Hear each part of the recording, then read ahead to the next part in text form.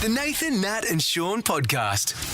I don't know if you guys get the frustration I do. I think you do. When we go to... Yesterday I was a couple of times. Went to the supermarket and also to the Caltex down the road from you, Nat. And I was in line there and, you know, you want to get moving pretty quickly. It doesn't take too long to pay You for are fuel. so impatient when it comes to waiting. But people want to have a conversation and then don't know what pump number they are and then they get to bring out 15 different cards to be able to pay for it. And I just want to push them over or slap them in the back of the head. Especially when you're waiting. Like, you can use your waiting time to get ready. Don't you reckon? So that you, hang on, which pump am I? Get my card, get the right card out. If I need to scan a flybys or whatever, get ready to go. And also, be aware. I was once in the post office at Melville Plaza near you, and the queue was out the door. There were two people behind the counter. There's a queue out the door. And the one person who was at one of the counters was just having a lovely chat about life. Just they'd done their transaction, and you could see the person is going, trying to move them on. They were sticking in there. She was an old lady. Clearly, she didn't have anybody else to talk to. And instead of turning around going, oh, there's 14 people waiting, she just doubled down and kept going. And it's like amazing. It's really nice to be friendly and have a relationship with, you know, your favourite person at the shops. But these days, I read an article the other day about, I think it was a McDonald's worker had come through and said they love to see their regulars, but the time limits they have to serve someone and get them through is so small now that they might seem rude that they're not talking back to you, but they can't because, and even if there's no one else on the line, like, their performance is assessed on these times. That's right. And that model is being used in so many more businesses. I do like the supermarkets where they're having chatty lanes. You read about those where so if you want to have a chat, there's a particular lane that you can go to in some supermarkets where that's expected. Can I say, how annoying is that person working the checkout of the chatty lane? That person's chosen that. I know. That person's got a lot to say. Or they've been chosen for it. That person wants to be there and they've got a lot to say. It's like, oh my God, I don't have time for this. My milk's going off. Don't let it be a surprise if you're next in line and you feel like, oh, get ready. Use your waiting time to get ready, Sean. Christ. Wow. He's furious. He's still angry about it. We've hit that age, haven't we? We've hit that age. This is the Nathan, Nat and Sean podcast. Tonight at 8:30 on Channel 10, or you can watch it on 10 Play, or you can stream the entire series on Paramount Plus if you can't wait. Which is what I did. Yeah, that's right. The Inspired Unemployed Impractical Jokers. So funny. So funny. But it is. It's one of those things where I've said that to so many people. Because Dom's with us right now. Hey, Dom. G'day, guys. How you going? Hey, wonderful, Dom. So funny, Dom. We've talked about it. We don't think whoever made the ad for the show didn't do a good job because the ad doesn't encompass how bloody funny this show is. It's so good. Yeah, we got a bit carried away. We actually came up with that idea. We had this grand vision for it to be this crazy cinematic thing, but we just realised it didn't really actually show anything. No, that's right. But that was really good though because I was surprised about what the show was. All the other, Now we spoke to Falcon and Jack the other week, and for people who don't know, you guys all set up a fake scenario. There's 3 per episode, so it could be you working in an office or whatever. Yeah. And then you guys have got the earpieces in, so the other 3 are telling you what to do and say. The stuff that you guys do though is just so brilliant. It's Dom, I've seen you as a waiter just pouring drinks all over everybody when you were working at the restaurant. You're wearing those glasses. How hard was that? That was insane. Like, it felt like, I could not see a thing. I was walking out there and I just felt so nervous I was going to bump into, like, an old person or something. Like, destroy the whole thing. But, the girls are actually really lovely and they kind of guided my hand, so it didn't destroy everything too badly. But, All right, Dom, I know these guys haven't seen this episode yet. Tell them about the procedure that you had to do in front of a whole bunch of people. Oh. This was full on, and I cannot believe you did it. All right, so there is an auditorium full of people, right? Yep. There is a guy at the front doing a presentation. Dom has to say yes to when he asked for a volunteer. He was asked twice to do it. Tell him what you did first. Yeah, so it was like a men's health forum. All these bunch of people in there who just thought they were going to learn some stuff about men's health. And the doctor first up, he was explaining about it's important to check your testicles, which is a fair point, you know. And so, of course, I was the one who like, Dom, put your hand up. And So your face is so good. Yeah, and before this, we didn't actually make the cut, I also had to go and get my breath checked as well. So this is the second time in, and I was like, wow, this guy's keen. He's pretty keen.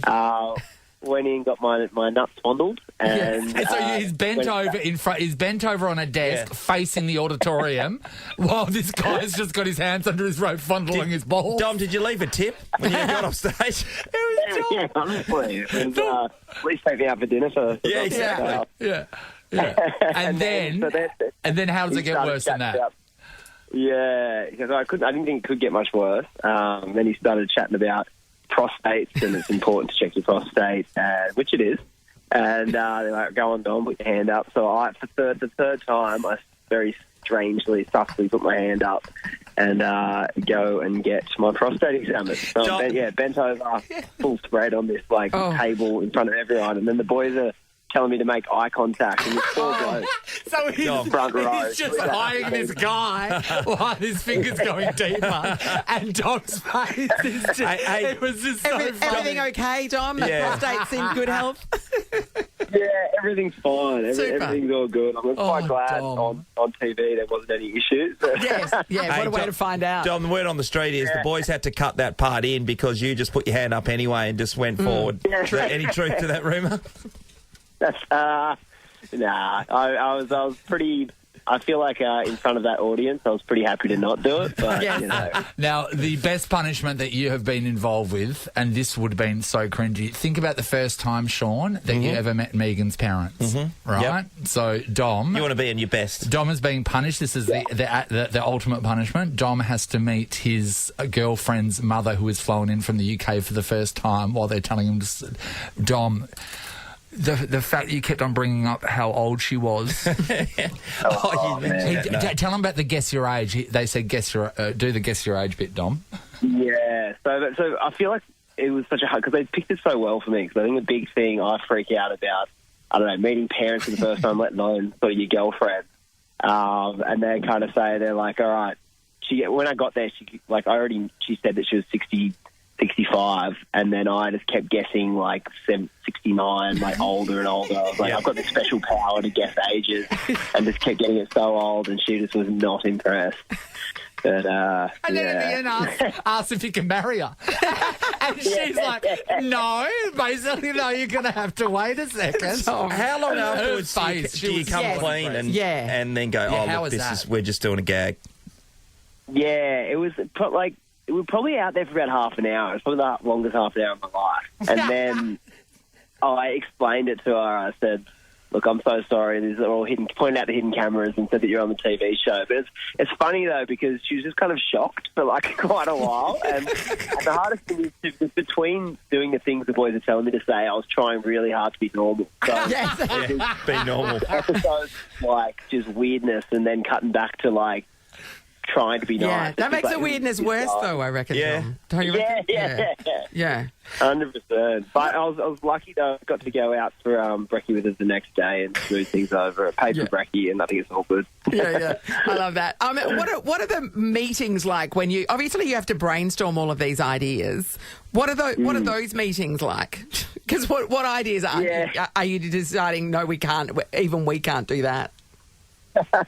Well, there's a couple of hard no's that we kind of chatted about beforehand, but most of us didn't have anything. Jack was the only one that really had a hard no. He said, if anything involves shaving my head, I'm not doing it. That's the one thing. Oh, you have to build up a couple of series now to make him do it. Yeah, that's right.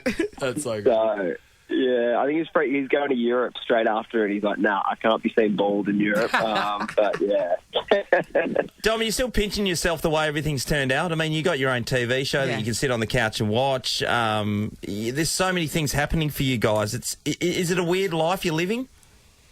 Yeah, it's very, very surreal. I feel every day kind of pinching ourselves like what is going on. And I think it kind of didn't really hit home until we were actually sitting there on Channel 10 and watching it sort of come on. And we're like, wow, because you're sort of watching TV like you did when you were a kid and seeing the ads and the lead up, and then it's kind of you. And we're like, holy crap. But, I don't know. I guess it's sometimes you got to take a step back a bit and be be like, wow, what's actually going on? I feel like sometimes you get so swept up in it. But yeah, so stoked. It's so funny. Everyone should check it out. It is The Inspired, Unemployed, Impractical Jokers. You can see it streaming on Paramount Plus. It's got all the episodes up there. But Tonight. Tonight 8:30 on Channel 10, or check it out on 10 Play. Dom, thanks so much for talking to us, buddy. Thanks for having us, guys. Cheers. Bye, mate. This is the Nathan, Nat and Sean podcast. The other day I was talking to my friend Sally, who lives in Victoria, Sally and her husband Andy, they drove over. They took 20 weeks off work, 20 weeks, and they drove over, brought a caravan across to WA from Victoria and went up to Exmouth for the eclipse. Because they had a friend who, her job is to fly people around the world to eclipses, so they met up with her there. Did they love their caravan trip? My cousin and her boyfriend, they're doing it currently around Australia. Well, they went from there north and then across the top. She said she did live in Western Australia back in the day, so she lived in down Bridgetown Way for a couple of years. She said Western Australia blew her away, and he's from England, and he was just like, they'd never seen anything more beautiful in all their lives. Like they have travelled extensively on the East Coast, they've travelled overseas, but they just said the Kimberley especially blew their minds. So they drove the Gibb River Road to Kununurra. Yeah, my friend's doing that. And pulled off and went to every single gorge, and they just absolutely loved it. They had the trip of a lifetime. They then went down through the middle, through the Northern Territory, down South Australia, and then home again. They said that wasn't as good, so it couldn't live up to the beauty and wonder of Western Australia. So they loved it, very much on board with that. When they got home, so they have 4 boys, who the youngest is about 19 up to 25. So they banged them out, 4 boys, 1, 2, 3, 4. Oh, they banged them out all right. Yeah, they did. And imagine having 4 boys. So you've got 3. Yep. So imagine 4 in the mix. And these boys they live on a semi-rural property. They're adventurous. They're always, they had a flying fox that would bounce off a trampoline into a tree. So good old-fashioned boys. Good old-fashioned boys. Country upbringing, just running amok. So when they got home, Sally said the youngest, Charlie, had a cut on his hand, and his hands all bandaged up. And she's like, oh, God, what happened to you? And he said, he slipped with the knife while he was cutting cheese. She's like, oh, yeah, because cheese is super bouncy. I don't know. She couldn't understand it. The knife slipped, carved into his hand. Yeah. He needed stitches. And she got, oh, God, that must have hurt. And he went, oh, yeah, not as much as breaking both my heels, though. And she went, what? You've never broken both your heels? And he went, oh, yeah, I wasn't going to tell you. So the very day they drove out on their 20-week holiday, the day. So they've driven out the driveway and they probably would have been an hour into their trip. Charlie decided it would be a bit of fun with the boys to jump off the roof into the swimming pool. Who hasn't done that? And that's the thing. His 3 older brothers have done it. And it was kind of, he's like, oh, now's my turn. I better do it. Yeah.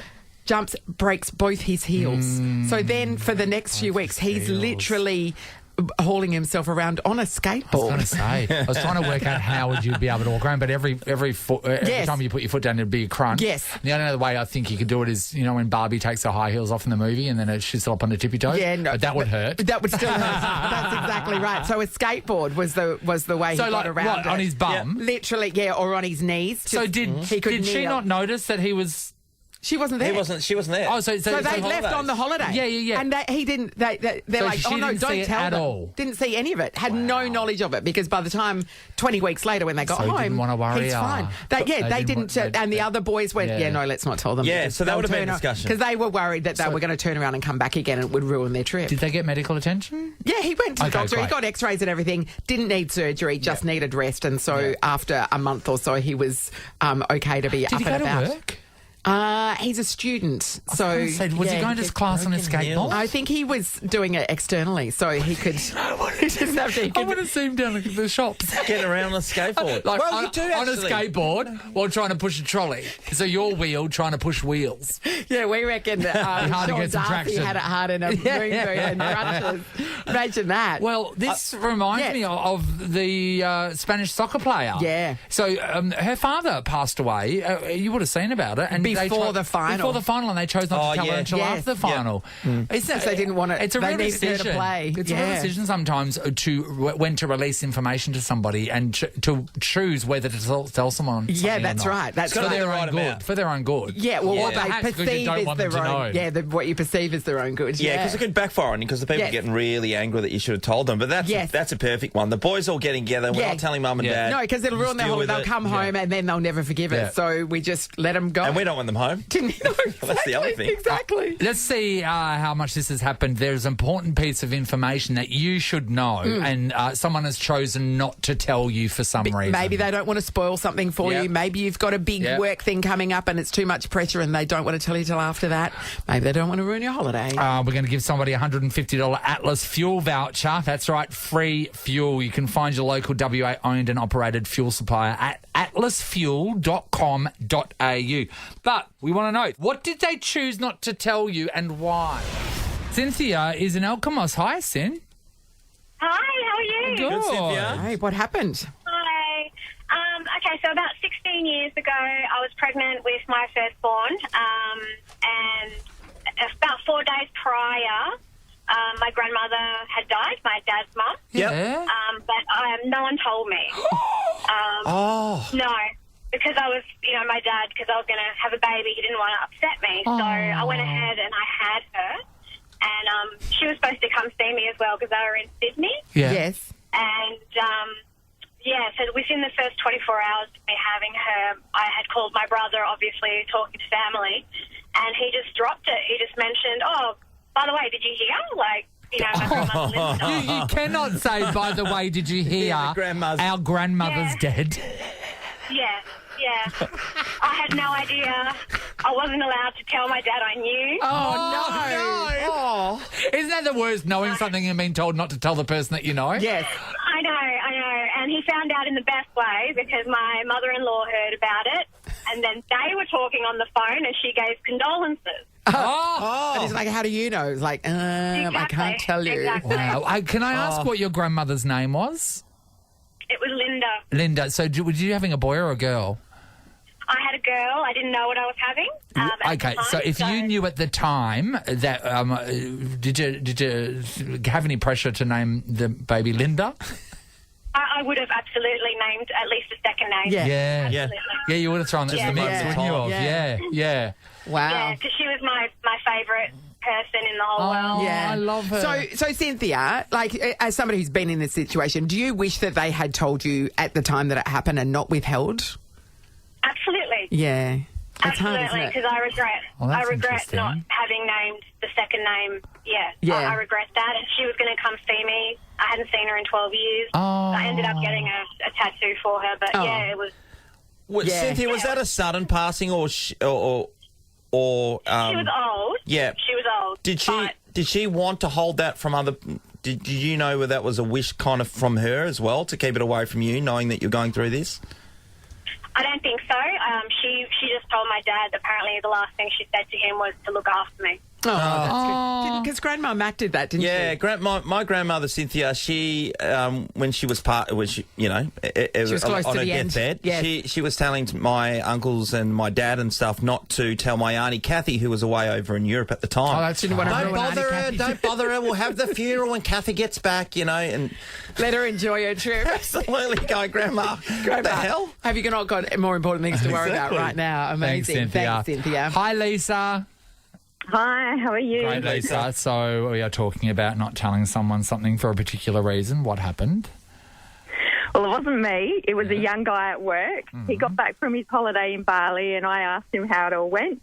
And he proceeded to tell me that he was riding a motorbike without a helmet and he hit a wall and split his head open and had to have, surgery on his skull. Yes. Anyway, he had to raise $11,000 before he could have the surgery. Oh, while he was over 2 there. days. Yeah, while he was over there. Yeah. So it took him 2 days to raise the $11,000 from all of his mates and everything. Yeah. And he never told his parents until after he'd had the surgery. Oh my God! You're in an overseas place, like you I know, know. where things can be questionable. Yes. Imagine not telling your parents you're going to have surgery. I know. On your But head. also, like, the bank of mum and dad are pretty good at coming up with money in those sorts I of respect scenarios. him. Also, I respect him for not Yeah. doing that. Like, Imagine hitting up your mates for $11,000. I know. Far so out. would it be Yeah, don't 11? look at us, Would Sean. it be 11 mates $1,000 each, or would it be 22 mates $500 each? Or do you couldn't- hit I the couldn't richest find- mate first none and of my then mates work got your way $1,000 down? each. Yeah, so you hit the Gina Reinhardt, Yes. and then you get all the bottom Yeah. feeders. Yeah. It's Extraordinary, insane. isn't it? Oh, I mean, I guess he didn't want to tell his parents because the way he did it was so stupid. Yeah. Not wearing a helmet overseas while riding a motorbike. Come on, nah. Tell ya. Rookie Also, mistake. travel insurance. Get Yeah, it. travel insurance. And make sure it Oh, covers my you for God, travel motorbike. insurance. And the other thing, you've got to have an international license to be able to do that, by the way. Yeah, get that sorted before you go over. It's Yep. not covered by insurance.